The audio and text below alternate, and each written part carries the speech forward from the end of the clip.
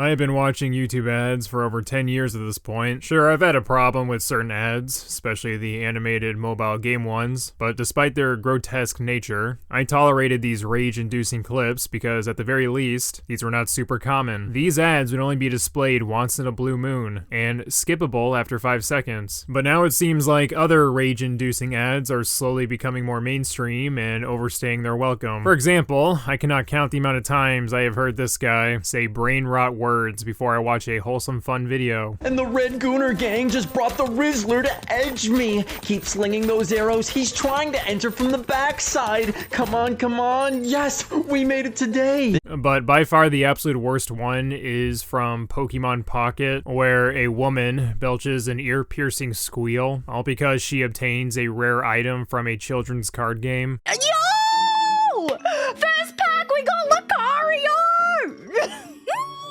Listen, I'm sure this lady is nice, and I'm glad she can find joy from a children's card game, but I don't want to hear her squeal every time I want to watch a video, if you don't mind. I have tried to block this video and report it for terrorism numerous times, but this abhorrent banshee scream still finds its way in my videos. Yo! Shut up!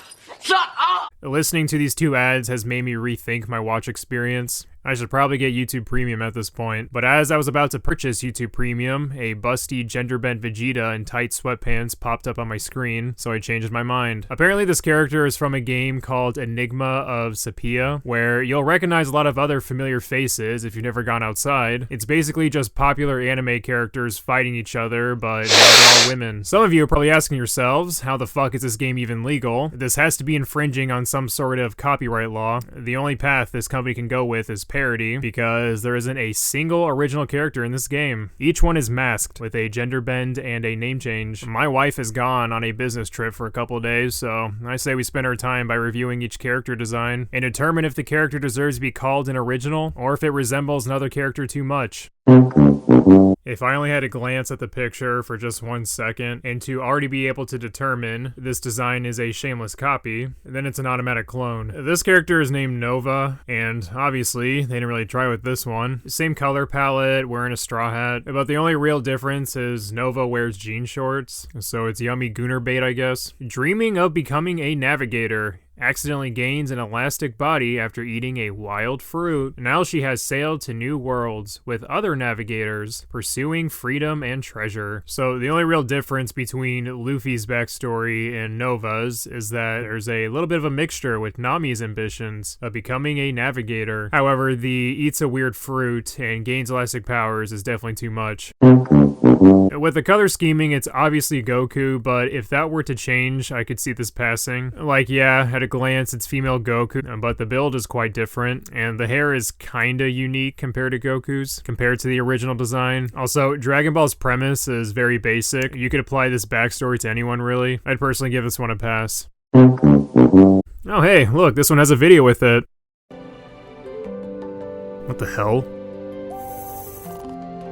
Okay, I don't know what weirdo pervert made this, but most people don't see a gorilla's big black gaping asshole and associate it with anime titties. Anyways, if you remove the Akatsuki cloud, it passes. So, I know this one's supposed to be Dio, even though I've never seen JoJo's Bizarre Adventure, so I can't confirm if the backstory is copy-paste. Either way, I will be putting this in the clone section for knowing exactly who this is instantly, without even being a fan of the series. It's not just the same design, they even have her doing the same pose as the original character, kicking with fire. We see a kicking motion with fire on the edge of her tasty-looking toes. The hair covers her right eye, has the same exact color scheming as Sanji, and she's a gourmet, probably the least subtle one yet.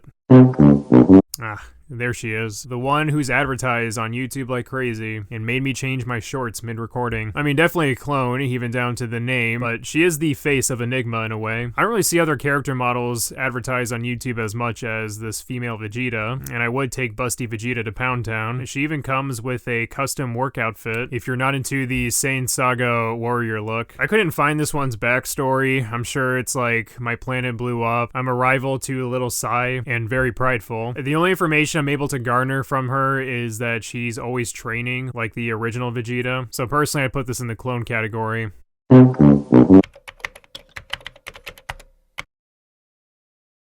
Yeah, we're skipping this one. I don't care if Kishimoto's character designer basically does the same thing as this shameless cash grab game. It's still gross. Out of all the characters you could have chosen for your weird fetish game, you select Alphonse from Full Metal Alchemist, a direct copy from a character who is a child. That's nice. It's literally just the fucking helmet, but in half. Not even a different design.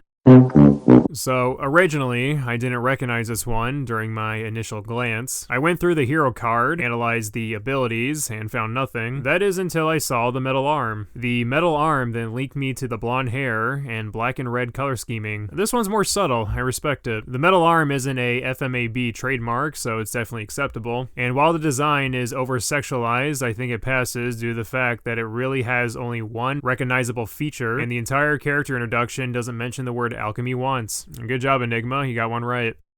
So here we have a female Water D Law, which is actually not too far from the One Piece manga. The character itself doesn't look like Law at all, but it's more of the accessories. The tattoo, fur coat, and sword are clear indicators that this is supposed to be female Law. The tattoo on her underboob is it's a very nice touch, but it's literally the same exact symbol as Law's, and her occupation is doctor.